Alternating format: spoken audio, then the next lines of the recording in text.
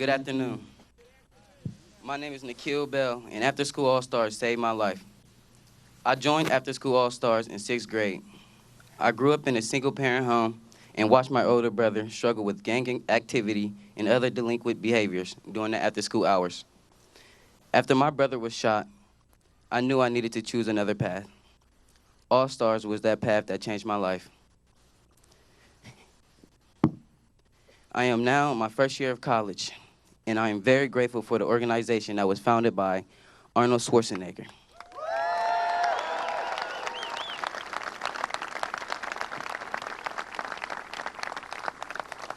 It is my honor to introduce to you Governor Arnold Schwarzenegger.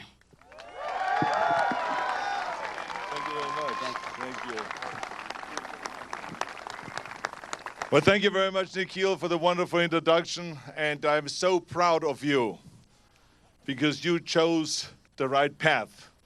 And you know, the only way that our kids can choose the right path is if we give them the opportunity. And this is why we started the after-school programs nationwide already more than 20 years ago. And I've been very passionate about that because it gives kids a chance to have adult supervision after 3 o'clock, because more than 70% of the kids come from homes where both of the parents are working, so there's no one there to tutor them and to take them to sports fields and train them and all this and help them with their homework. So this is why after-school programs are so important. So we are so proud, Nikhil, for the wonderful work that you're doing, that you're now in college, you're studying business, and you're going to be a genius. We love you. Let's give him a big hand again.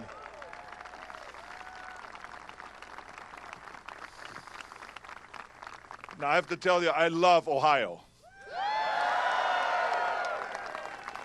I love Ohio. It is such a wonderful state, and I remember in 1970, my love affair began here. But before I talk about my love affair with Ohio, I just want to say briefly and recognize the passing of Nancy Reagan today. She was one of the greatest first ladies, an extraordinary human being, and such a wonderful partner to her husband, to President Reagan, who was without any doubt one of the greatest presidents in the history of the United States. And I know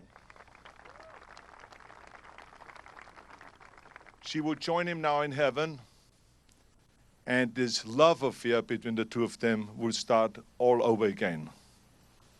So let's please have a moment of silence for Nancy.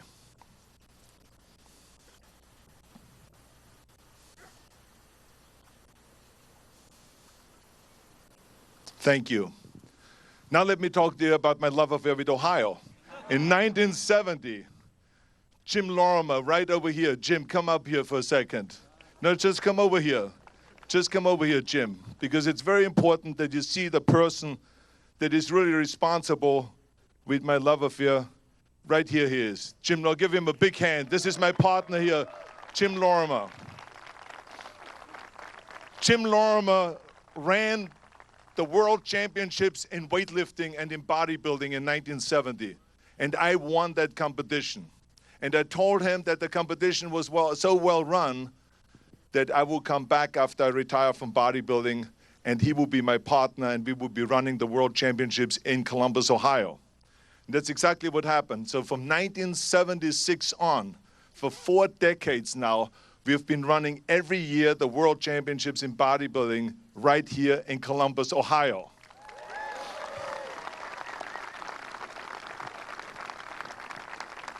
I just came from there because this weekend is the Arnold Classic Sports and Fitness Festival. It has grown now to the biggest event in the world. 200,000 people are going through there and watching those events. We have 56 different sports, and we have almost 20,000 athletes participating. Think about that. The Olympics have 12,000 athletes. We have almost 20,000 athletes participating. So this has really been the highest success when it comes to sports and fitness and the promotion of health and fitness. This is what this is all about. And the only way we could have done it is because of the great work and the dedication and the passion of the people of Ohio and specifically of Columbus. So a big hand to all of the people that worked so hard to make this happen.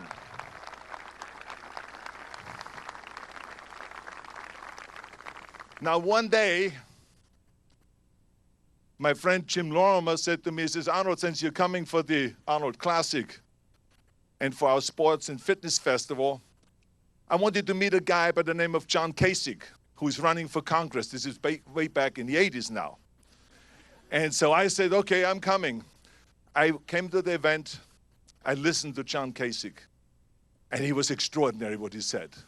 I just loved it. And from that point on, I was campaigning for him and I was doing fundraisers for him. And let me tell you something. When he then went to Washington, he kicked some serious butt. He was an action hero when he went to Washington. As the chairman of the House Budget Committee, he pushed through the first balanced budget. The first balanced budget since a man walked on the moon. Think about that for a second.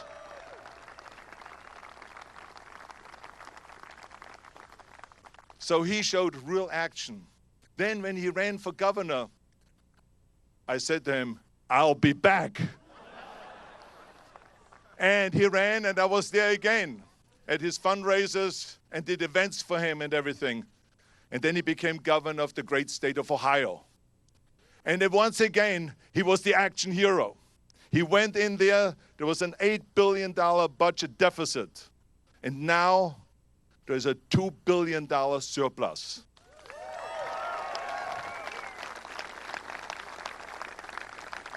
And not only that, he did this without raising taxes. As a matter of fact, he did the opposite. He reduced taxes by $5 billion. Think about that. By $5 billion, he reduced the taxes.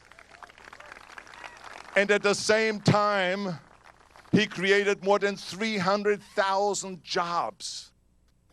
Now, we always talk about those numbers, 300,000, what the percentage is and all of those things. That doesn't mean that much, but each person goes home proud and says, I can provide for my family. I have a job. I am somebody. It makes you feel good when you have a job and if you want it and if you need it. That's what it means for each person, each of those 300,000. So, John, you've done such an extraordinary job with that. It means so much when those people go to work now. So this is the kind of action hero he is. And when he was, I tell you, he will be like that if he will be in Washington. Because right now, we need leadership like that. There's so much work that needs to be done.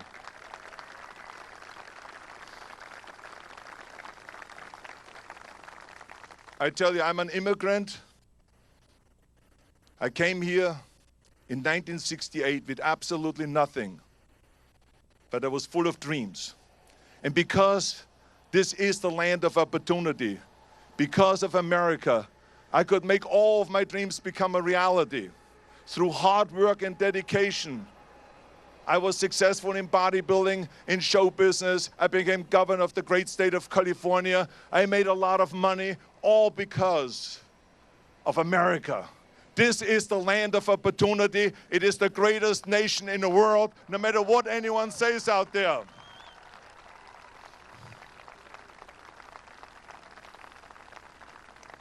And we need John Kasich to now take charge and be at the White House.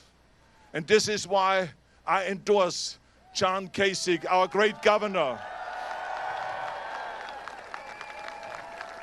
to be our Republican nominee and to be the next president of the United States of America, the greatest country in the world. Ladies and gentlemen, welcome my very good friend, Governor John Kasich. Thank you. Thank you, everybody. Well, let me just say to begin, by the way, that's the Kasich Express. It just keeps rolling. It just keeps rolling along, okay? I do want to say a word about Nancy Reagan because, listen, today my wife's going with me for a couple days on the trail. And I am thrilled that she's going to be with me. My staff is thrilled because they say that she keeps me in line. I have a sense that it was a little bit that way with Nancy Reagan and her husband, and she looked out for him every step of the way. And she made sure that the people that were... She didn't do that, sweetie. But she made sure the people that were around him were people who were committed to what he believed in. And she was an incredible lady. She was very strong and a total class act. And I got to tell you, she's now, as she used to say, with her Ronnie and with the Lord, and it's great. So God bless them and God bless America for what Ronald Reagan and Nancy Reagan did for this country.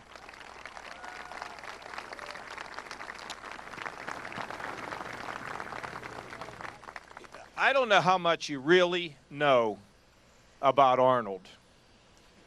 You know about him as the Terminator. You know about him as the big actor. He's going to be on this new great show, The Celebrity Apprentice. You'll be seeing that soon. He filmed another Terminator. He's just, and by the way, he's taken the Arnold Classic global. They're on all the continents now. And it is just amazing what he's been able to do. And, governor of California, a great businessman, all of that.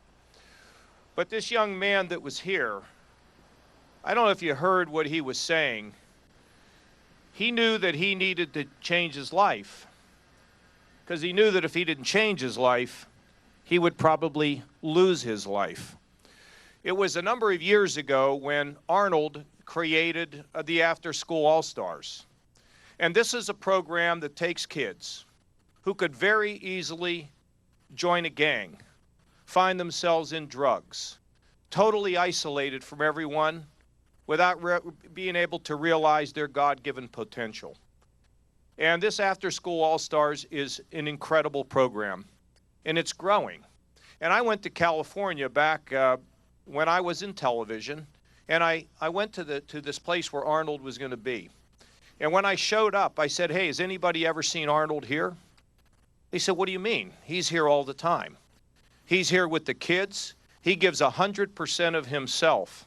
Because of his commitment to After School All-Stars and what they have done for children who need to find their way, we're now running one of the biggest After School All-Star programs in any state outside of the state of California, because it's been his leadership that inspired me to make sure that this program is funded and has strong support.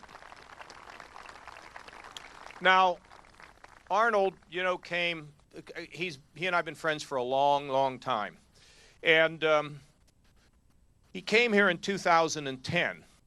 Governor of California, he flew all the way in, did a fundraiser, flew all the way back, had a terrible schedule and said, "I want to help you."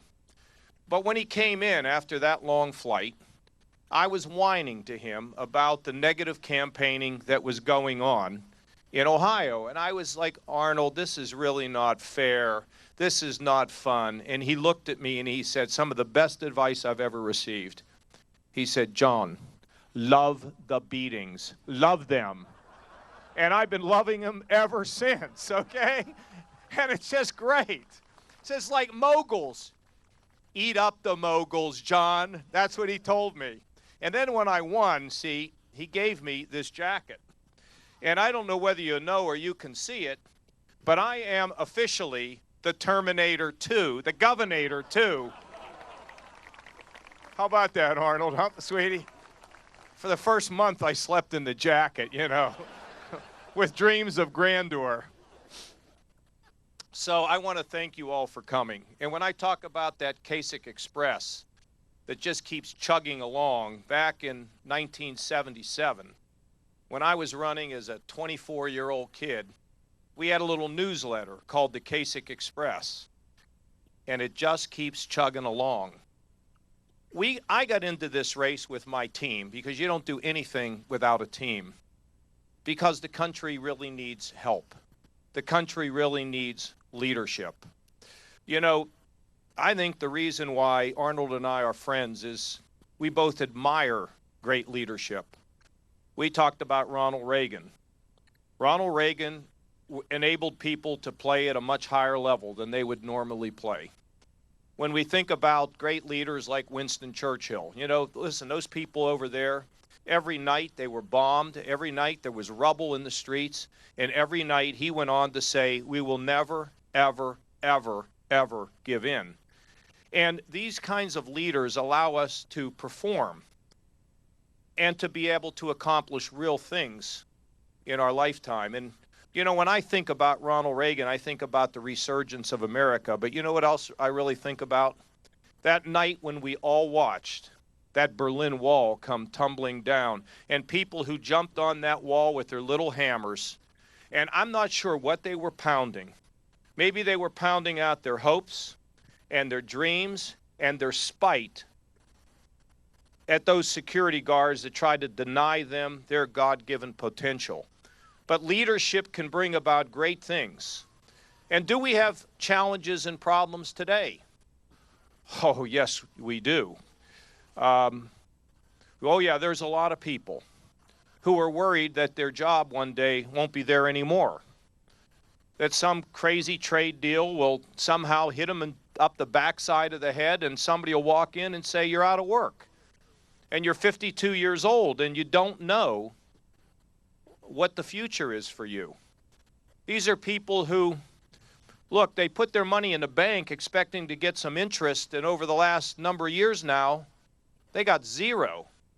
And they watched a lot of people who have wealth be able to buy into the stock market and do well when they were stuck. Their wages were not moving. Or how about the mom and dad that have hopes and dreams like we have for our daughters, that what happens is they're living in the basement after ringing up a big college debt and not having any sense of a future. Or the senior who worries about their Social Security. You know, am I going to get it? And the young people who believe now that there's a better chance of seeing a UFO than a Social Security check. I get that. Or those who wonder, can we be safe in America? Are we a leader of the world anymore?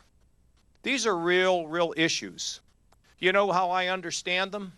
Because I grew up in that town.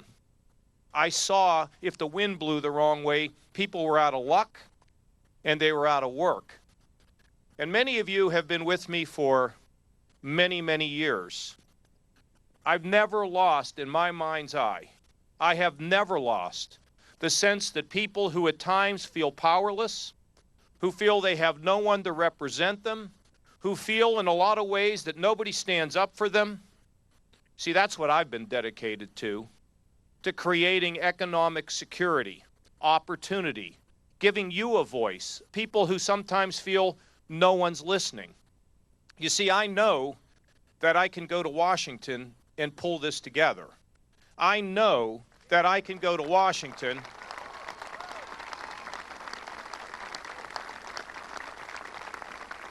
Look, I know how to balance budgets.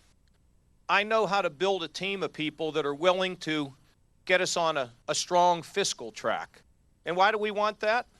Because if our job creators don't feel like they can trust the future, they'll sit on their wallets, and we won't get the jobs we want. I know how to deal with regulation where we've lost common sense. And I know this. I have no problem with people who work in the government. It's just if they want to make all the laws, they should run for public office, not make them sitting behind a desk when they're not in touch with the reality of how we create jobs in this country.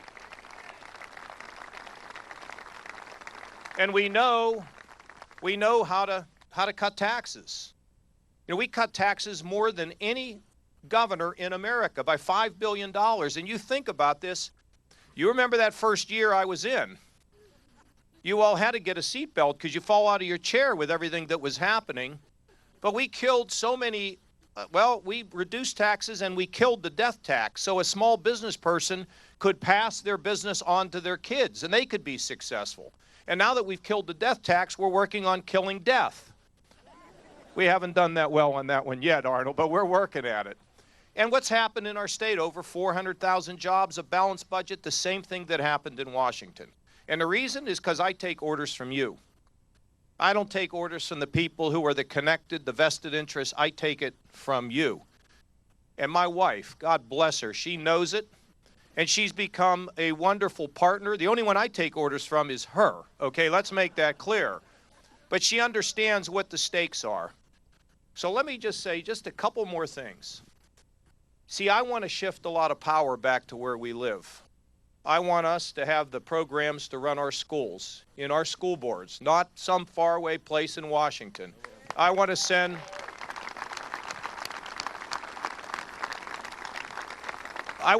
welfare back here, so you know what? Welfare is not a way of life, but a way of getting out of the ditch. And we are doing that in Ohio, and I want to send those programs back. And I want to send the programs of health care for the poor, because we know we can do a better job if we were set free. And send back job training. And send back transportation. Okay, so I'm going to send these programs back all within the first 100 days. But I want to tell you something that I really believe, coming from that little town in Pittsburgh. You got it, man. Let me tell you something. That little town in McKees Rocks, our hero was Roberto Clemente. He was the great athlete. He performed like we all dreamt that we could.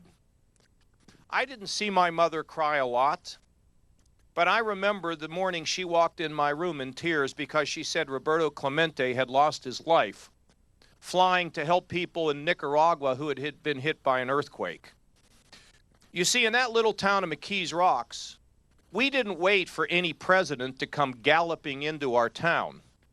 We didn't wait for some politician to come in and solve our problems.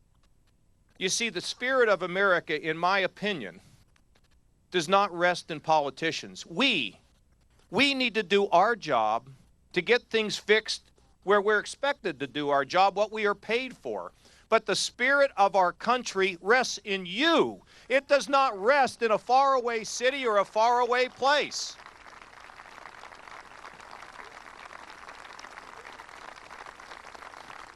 I was in Gulfport, Mississippi. Hurricane Katrina came in and leveled the entire town.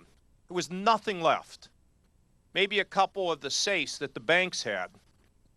And they went and got the cash. And they put it in a Winnebago. And they set card tables up in front of the Winnebago. And people came to get the cash they needed to survive. And they wrote them an IOU and passed out tens of millions of dollars in cash. And when all was said and done and all the IOUs were paid back, they'd lost a total of about $300,000. And when the regulators showed up from Washington to look at the Winnebago Bank, the advice was, get back in your cars. Get out of here. We know what we're doing.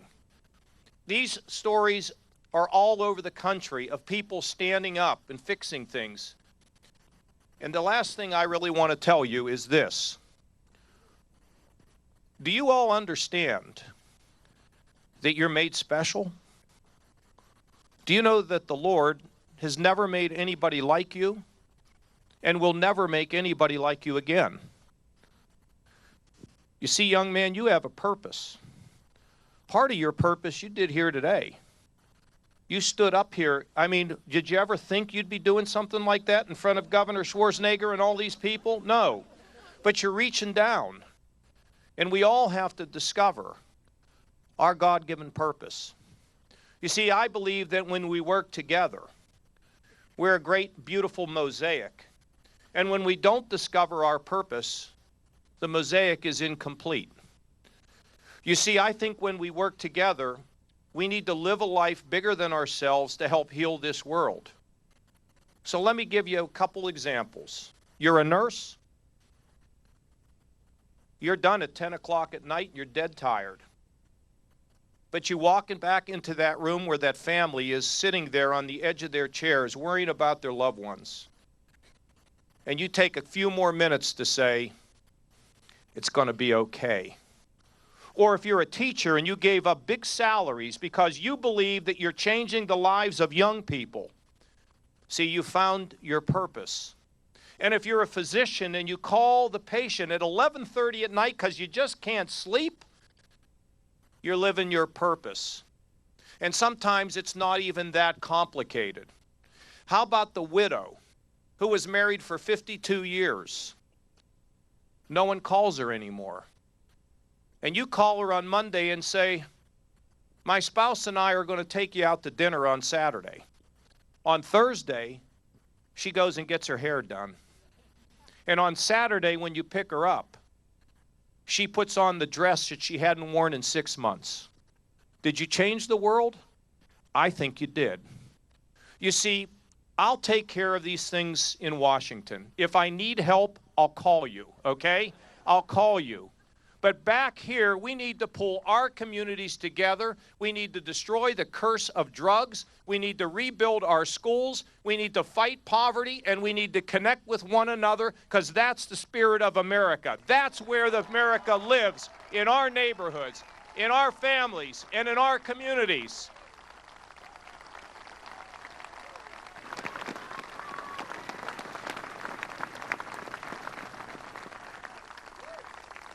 So we're coming up to an election. We're going to have an election in Michigan on Tuesday. You know, I told him that, you know, I asked Urban Meyer to lay down in that Michigan State game, knowing the primary was coming. Let him win yesterday in basketball. I'm covering everything, okay? And we're going to do well. We're going to do well. And then we're coming here. We're coming here.